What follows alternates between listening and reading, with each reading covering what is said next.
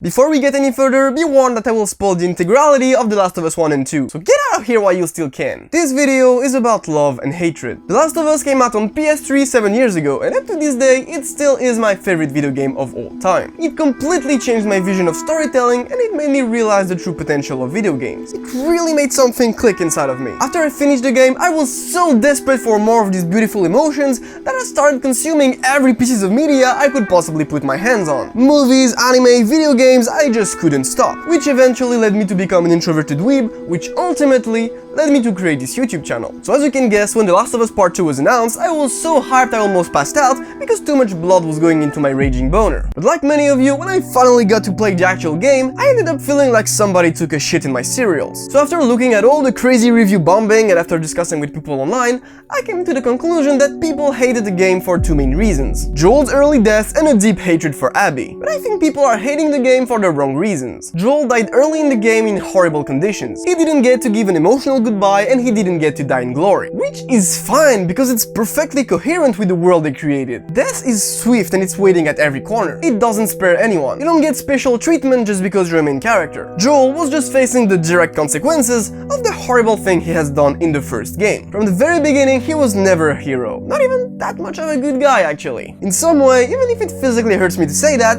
he kinda had it coming. He killed God knows how many innocent people back in the days he was a hunter, then he killed the people trying to save the world and destroyed the future of mankind. Was Joel's death frustrating and upsetting?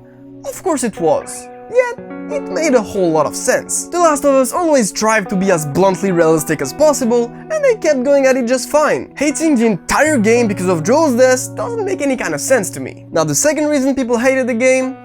Abby. Abby. Joel's killer, daughter of the Doctor of the Firefly, and closest thing we got to an antagonist during the first half of the game. But that wasn't until I started playing as her.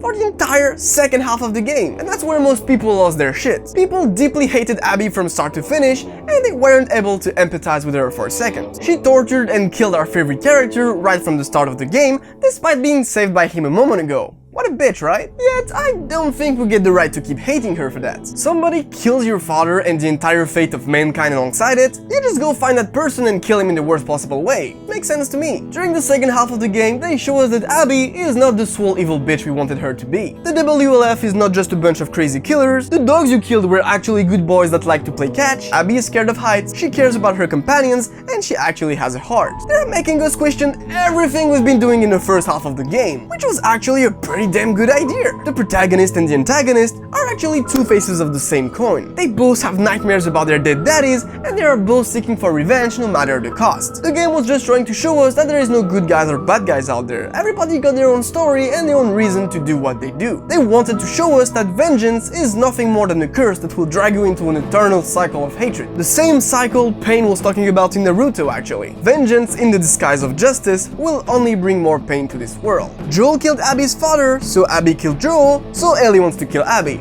And that shit could go on for all eternity. Naughty Dog murdered Joel in front of our eyes, they stabbed our hands with spikes into the ground, and they gave us the same speech Pain gave Naruto after destroying his village. One of the tracks of the game is even called The Cycle Continues. Oh, I'm telling you, on paper, this game had everything to be a fucking masterpiece. But here is where they failed. Here is where part 2 lost to the original game. Abby herself was not the problem, but her playthrough was. The entire half of the game. These 13 hours of gameplay destroyed everything they've built. In The Last of Us, we always had a strong feeling of purpose. It all started with a simple job that turned into a moral obligation toward your dead girlfriend, and potentially even toward humanity itself. Then you spent an entire year crossing the country with that little girl. Summer, fall, winter, spring. You really get to know Ellie. She's brave, she's curious, she makes dumb jokes all the time, she's loyal and always by your side. You go through so much tough emotional shit together, you end up truly loving and caring about Ellie. The exact same way Joel does. You actually feel like Joel, you feel invested in what you're doing. You want to protect Ellie and you want to carry on your mission. The game is never forcing you to do what you're doing. But when you play as Abby, you just spend 20 minutes in the forest with random kids, and suddenly you gotta go through all the worst horror imaginable for their goddamn sake. I didn't hate Abby no more at this point, but I surely didn't love her either. I just didn't care. I didn't care about her and I cared even less about these random kids. Yeah, forget that shit was literally half of the fucking game! They were just shoving gameplay down our throats to show us how selfless Abby is. Oh look, Abby fights horrible monsters and goes into flaming warzone for the sake of kids she just met. Isn't she nice? She's just as much of a protagonist as Ellie now, right? When I was fighting all this horror as Abby, I just wanted the game to end. I was just enduring whatever the fuck was happening for reasons I didn't give two shit about. Why I, the player, should fight all these infected and people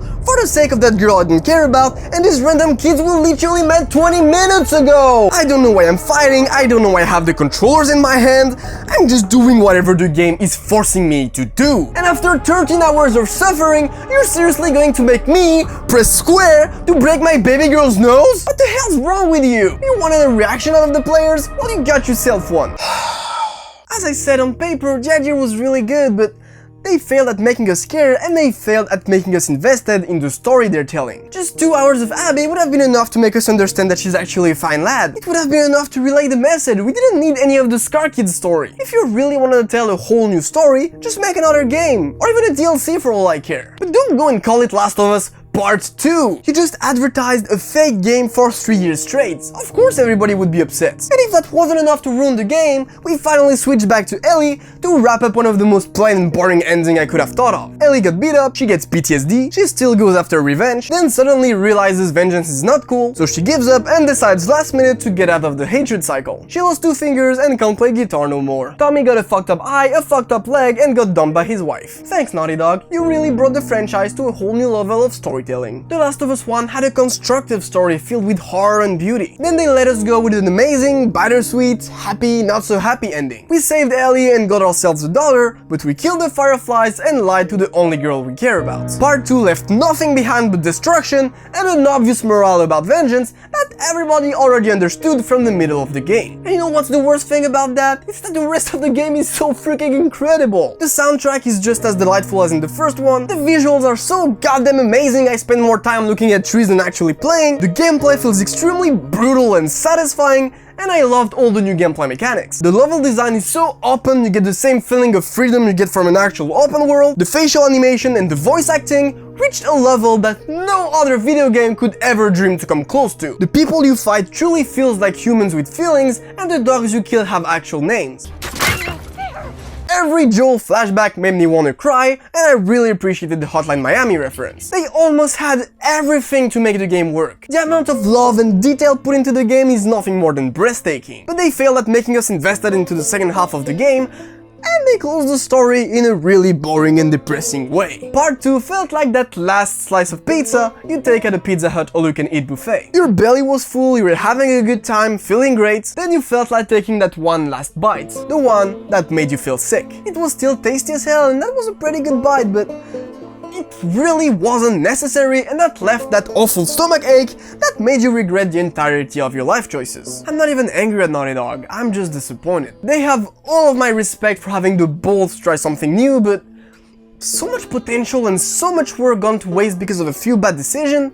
This is just too sad. But I don't regret giving them my money, and Naughty Dog is still my favorite video game studio. That's the first time they ever failed us, so let's give them some slack. Now all we can do is pray that they start a new license soon, and that they don't make a part 3 where Ellie dies and you gotta play as a freaking baby. I'm not really sure what the point of this video is, I just finished the game and I really needed to talk about my gamer's feelings. Now leave a like if Dina also turns you on, tell me in the comments what you thought of The Last of Us Part 2, and I'll see you lovely weebs next week.